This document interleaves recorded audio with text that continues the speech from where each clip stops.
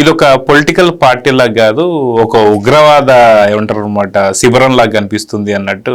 మొన్న ఒక ఏమంటారు ఒక ఛానల్కి ఇచ్చిన ఇంటర్వ్యూలో మిథున్ రెడ్డి గారు మాట్లాడుతూ జగన్మోహన్ రెడ్డి గారికి మేము ఆత్మాహుతి దళాల కింద మారుతామని చెప్పి మాట్లాడుతున్నారు. ఇంకో పక్కనేమో ఎక్కడ ఆత్మహత్య చేసుకోవాలో అని చెప్పేసి అన్నట్టు బొత్స సత్యనారాయణ బోర్డు మనం విలిపిస్తున్నారు. సో ఏంటి సార్ ఈ పార్టీ గురించి మనం ఆలోచిస్తే ఏం చెప్తారు మీరు? ఒక మిథున్ రెడ్డే కాదు, గతంలో కూడా ఒక 2 నెలల క్రితం ధర్మాన కృష్ణదాస్ కూడా అదే మాట అన్నాడు. ఇది మేమంతా జగన్ ఆత్మాహుతి దళం అన్నాడు. అంటే సూసైడ్ స్క్వాడ్ అన్నట్టుగా, అంటే జగన్ పోయి దూకమంటే దూకుతాం అన్నట్టుగా. ఇప్పుడు మిథున్ రెడ్డి అదే అన్నాడు నిన్న ఆ TV9 ఇంటర్వ్యూలో కూడా. ఉగ్రవాద సంస్థలు అని సత్యమూర్తి గారు అనగానే ఏంటా అని ఎతికా, ఏంటి ఇంత మాట అన్నాడు అని చెప్పి ఎతికితే నాకేం బయటకు వచ్చినాయో తెలుసా? లష్కరే తోయిబా, జైష్ మొహమ్మద్, హిజ్బుల్ ముజాహిదీన్, ఐసిస్. అంటే ఇప్పుడు ఏంటి ఇక్కడ జగన్ తోయిబానా? దీన్ని ఏ ఉగ్రవాద సంస్థ పేరుతో పిలవాలి? జగన్ మొహమ్మదా, లేకపోతే జగన్ ముజాహిదీన్ అనమంటారా, లేకపోతే జగన్ సిస్ అనమంటారా? ఐసిస్ లాగా ఏ రాజ్యం కోసం? వాళ్ళంటే వాళ్ళు ఇస్లామిక్ రాజ్యం కోసం, లేదు ఆ LTTE ఉగ్రవాదం మనం చూసాం, ప్రభాకరన్ కోసం. మరి వాళ్ళు కూడా సూసైడ్ స్క్వాడే. ఏది అటు రాజీవ్ గాంధీ హంతకులు మనం చూసాం, శివరాసన్ అని ఒంటికంటాడు ఒకటి ఉండేవాడు, లేకపోతే శోభ ఎవరో పాప జైలు కూడా వెళ్ళినటువంటి పరిస్థితుల్లో మనకు అవి గుర్తొస్తున్నాయి. మీరు రాజకీయ నాయకులా లేకపోతే ఉగ్రవాదుల ఈ మాటలు మాట్లాడేది? ఏది ఈ ఆత్మాహుతి చేసుకుంటాం, ఆత్మాహుతి దళలా పనిచేస్తామనే మాటలు ఇక్కడ జగన్మోహన్ రెడ్డి 3 క్యాపిటల్స్ అంటే 3 క్యాపిటల్స్ అని ఆ 3 బావిల్లో దూకి దెబ్బతిన్నారు. ఇప్పుడు మావిగన్ అనేసరికి ఇప్పుడు ఈ మావిగన్ బావిలో దూకటానికి సిద్ధమవుతున్నారు. ఏంటి ఆలోచించరా? ఆర్కే అదే కదా రాసింది. అరే తలకాయ మెడకాయ మీద తలకాయ. ఎవరన్నా అతను ఏదంటే దానికి మీరు తానా తందానా అనడం కాదు, కొంచెం వెన్నెముక ఉన్నటువంటి నాయకులుగా ప్రవర్తించండి. ఆయన అంటే పోయి అవన్నీ ఆయన ఆఫీస్ మీద పడ్డారు. అక్కడే తెలిసిపోవాలా ఏది అసలు గుజ్జు కాదు కదా, అసలు ఏమీ లేదు అందులో. జగన్ ఏది చెబితే సూసైడ్ స్క్వాడ్గానే వెళ్ళారు కదా, నిరూపించారు. ఏది ఆ ABN కార్యాలయాల పైన మనం చూసాం. అంటే ఇప్పుడు ఒకవైపేమో ఆంధ్రప్రదేశ్ అంతా ఒక పండగలాగా అభివృద్ధి కార్యక్రమాలు, డెవలప్మెంట్, ఇన్వెస్ట్మెంట్, జాబ్, ఎంప్లాయ్మెంట్ అసలు మామూలుగా రావటం లేదు. ఇప్పుడు మరి కరెక్ట్గా 2 నెలల క్రితం ఆయన వచ్చారు, లాస్ట్ ఫిబ్రవరిలో అనుకుంటా. ఎవరు? జితేంద్ర సింగ్ వచ్చి క్వాంటమ్ వ్యాలీకి శంకుస్థాపన, ముఖ్యమంత్రి చంద్రబాబు అక్కడే. ఇది 50 ఎకరాలు దానికోసం రిజర్వ్ చేసినటువంటి ప్రాంతంలో ఒక 2 ఎకరాల్లో మరి క్వాంటమ్ కంప్యూటర్ కూడా సిద్ధమైపోయి ఆ L&T వాళ్ళు, ఇప్పుడు TCS వీళ్ళందరూ కలిసి చేసిందే. IBM క్వాంటమ్ కంప్యూటర్ ఇవాళ 133 క్యూబిట్ సామర్థ్యంతో సిద్ధంగా ఉంది. దానికోసమే ఇప్పుడు మరి సత్యమూర్తి గారు ఇప్పుడే చెప్పారు ఏంటి, ఆ క్వాంటమ్ మరి technology test labs, test beds ఇవాళ ప్రారంభించారు ముఖ్యమంత్రి. ఫెసిలిటీ ఎక్కడ? అటు SRMలో, ఇటు మేధా టవర్స్లో 2 చోట్ల 2 టెస్టింగ్ మరి ఇవి ఇచ్చినటువంటి దీంట్లో 2 లక్షల మంది నిపుణులైన క్వాంటమ్ నిపుణులు తయారు చేయాలనేది టార్గెట్ పెట్టుకున్నారు. దాంట్లో 1,00,000 మంది తెలుగు వాళ్ళే ఉండాలని చంద్రబాబు తీసుకున్నారు.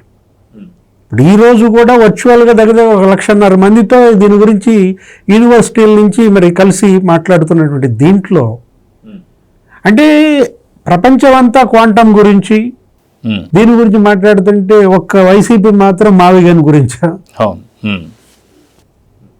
ఇప్పుడు ప్రపంచంలో ఈరోజు ఫస్ట్ ఇది ఎవరు ముందు దాన్ని అందిపుచ్చుకుంటే వాళ్ళే శాసించగలరు ఆ రంగంలో. IT రంగం మనం చూసాం, బయోటెక్నాలజీ మనం చూసాము. ఎట్లా అప్పుడు ఆ చంద్రబాబు ఇచ్చినటువంటి ఆ విజన్ 2020 ఏ విధంగా హైదరాబాద్ మరి అసలు గ్రోత్ ఇంజిన్గా తెలంగాణకి మార్చింది, అదేవిధంగా అమరావతిని గ్రోత్ ఇంజిన్గా చేయడం కోసం ఇప్పుడు మైక్రోసాఫ్ట్ వస్తుంది అక్కడికి. వాళ్ళు దగ్గర వాళ్ళు 1772 కోట్లతో 1200 క్యూబిట్ సామర్థ్యంతో వాళ్ళు అక్కడ పెట్టాలని చూస్తున్నారు క్వాంటమ్ కంప్యూటర్. అట్లాగే జపాన్ వాళ్ళు వస్తున్నారు, ఏది ఒక దగ్గర 64 క్యూబిట్ సామర్థ్యంతో వాళ్ళు, అక్కడే క్వాంటమ్ టెక్నాలజీ. అంటే అటు ఆర్టిఫిషియల్ ఇంటెలిజెన్స్, ఇటు క్వాంటమ్, దీన్ని అందిపుచ్చుకోవడం కోసం తెలుగు మరి యువతని సిద్ధం చేస్తుంటే జగన్మోహన్ రెడ్డి ఏంటి ఇదా ఏది దీనికోసం సూసైడ్ స్క్వాడ్ తయారవటం అంటే అక్కడే చూడాలా, ఏది అటు ప్లస్ ఇటు మైనస్, నీకు రెండు కూడా వాళ్ళ ఆంధ్రప్రదేశ్లో అటు పాజిటివ్ ఇటు నెగటివ్ లీడర్షిప్ ఏ విధంగా ఉందో దీన్ని వాళ్ళ ప్రజలు అర్థం చేసుకోవాలి. ఏది రేపటి ఎన్నికల కోసమేమో జగన్మోహన్ రెడ్డి నానా పాటలు పడుతున్నాడు. ఆ లోకల్ బాడీ ఎలక్షన్స్లో అసలు నామినేషన్ వేసే దిక్కుందా లేదా, గతంలో నేను లోకల్ బాడీ ఎలక్షన్లో చేసింది ఇప్పుడు అతను గుర్తొస్తున్నాయి. రేపు అదే రివర్స్ అయి మా వాళ్ళందరినీ కూడా నామినేషన్లు వేయనీయకుండా చేస్తారా, బొంబేలు ఎత్తిపోతున్నటువంటి దీంట్లో ఏదో రకంగా ఉనికి కోసం ఇప్పుడు ఈ మావిగన్ అనే ప్రతిపాదన తీసుకొచ్చి ఏమైంది నీ 3 క్యాపిటల్స్ 3 రాజధానులు అన్నావు, అక్కడ అటు విశాఖపట్నం వాళ్ళని ముంచేసావు, ఇటు కర్నూలు వాళ్ళని ముంచేసావు, ఇప్పుడు ఈ మావిగన్ పట్టుకుని వేలాడుతున్నావంటే అదేమంటే అంట అసలు చంద్రబాబులో కలవరం అంట. ఏది ఈ మావిగన్ అనగానే అసలు తెలుగుదేశం, జనసేన, బీజేపీ అందరూ కూడా ఇవాళ అసలు ఏదో కలవరం చెందుతున్నట్టుగా ఎవరన్నా దీని గురించి ఆలోచిస్తున్నారా? అది ఒక కామెడీ పీస్గా మారిందని అందరు అంటుంటే ఇక్కడ ఇష్యూ ఏంటంటే అటు ఉత్తరాంధ్ర ఇటు రాయలసీమ ఇప్పుడు ఈ కోస్తా 3 ప్రాంతాల్లో 3 గ్రోత్ ఇంజన్లు తయారవ్వాలి. అమరావతి, విశాఖ, మరి తిరుపతి 3 ఎకనామిక్ క్లస్టర్లుగా 3 చోట్లకి వాళ్ళు ఇన్వెస్ట్మెంట్స్ తీసుకొస్తున్నారు, కంపెనీలు పెడుతున్నారు. 3 ప్రాంతాల సమగ్ర అభివృద్ధి లక్ష్యంగా ఇవాళ యువతకు ఉపాధి అవకాశాలు. 22 నెలల్లో 22 లక్షల కోట్ల పెట్టుబడులట, అంటే నెలకి 1,00,000 కోట్ల పెట్టుబడులు ఎంఓయూలు చేసుకున్నారు.